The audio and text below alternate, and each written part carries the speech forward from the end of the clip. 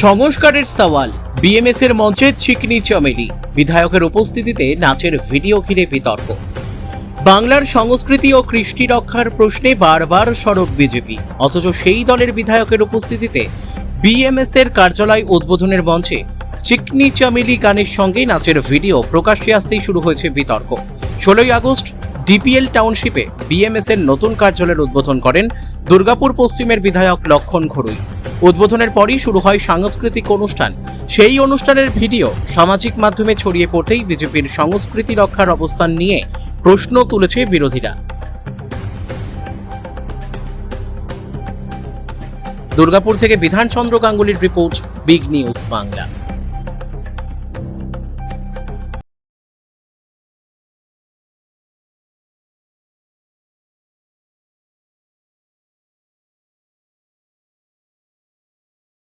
প্রথম কথা হচ্ছে যে ধরুন এই বিজেপি বলুন বা বিএমএসই বলুন, এদের যে এই সংস্কৃতি আজকে নতুন কিছু নয়। পশ্চিমবাংলায় আজকে নতুন সরকার এসছে।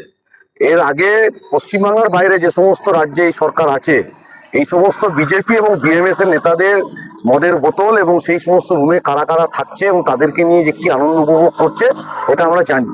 এটা হচ্ছে যে বিজেপি যে সংস্কৃতি পশ্চিমবাংলার মাটিতে নিয়ে আসছে, এই সংস্কৃতি পশ্চিমবাংলার মাটিতে থাকার কথা নয়।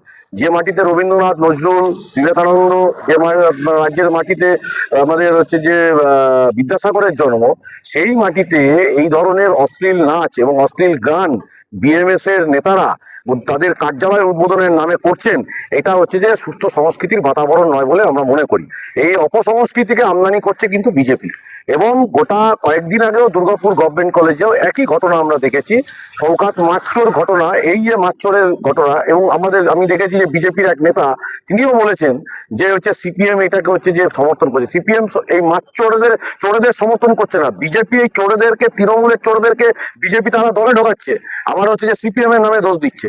প্রথম কথা হচ্ছে বিএমএস, আমরা চেয়েছিলাম যে পশ্চিমবাংলায় নতুন সরকার, নতুন শিল্প, নতুন কর্মসংস্থান, বেকার ছেলেদের কাজ, এটা হবে।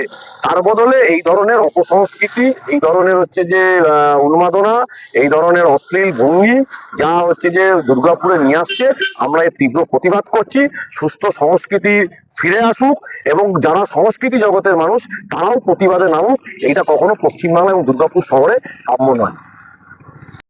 ভারতীয় মজদুর সংঘ সারা ভারতবর্ষের বড় ট্রেড ইউনিয়ন, তারা আমি ছিলাম সেই প্রোগ্রামে, একটা অফিস উদ্বোধন করেছেন ডিপিএলে। এখন কী গান বাজিয়েছে, কে গান বাজিয়ে দিল জানা নেই।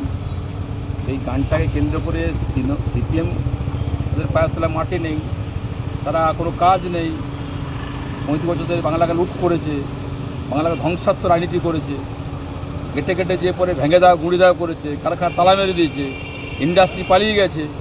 এখন আবার পুরনো যদি ফিরে পাওয়ার চেষ্টা করছে, তাই সামান্য গানকে কেন্দ্র করে রাজনীতি শুরু করেছে। মানুষ প্রত্যাখ্যান করেছে, চিন্তার কারণ নেই। যারা গান বাজিয়েছে আমরা খবর নিয়ে দেখবো কোথা থেকে কী হয়েছে না হয়েছে, কিন্তু আমাদের সংস্কৃতি কালচার বাংলার যেটা আছে সেটা আমরা আনার চেষ্টা করছি। এখনও তৃণমূলে কিছু লোক এখনও যে কালচার তাকে ভুলতে পারছে না বলে হয়তো কেউ বদনাম করার জন্য হতে পারে চালিয়ে দেওয়া হয়েছে। বাস্তবে কী হয়েছিল আমি খবর নিয়ে দেখবো, এরপরে জানাবো। আমরা চাই বাংলার সংস্কৃতি কালচার সুন্দরভাবে ফিরে আসুক, সেই কাজ আমরা নেগে পড়েছি।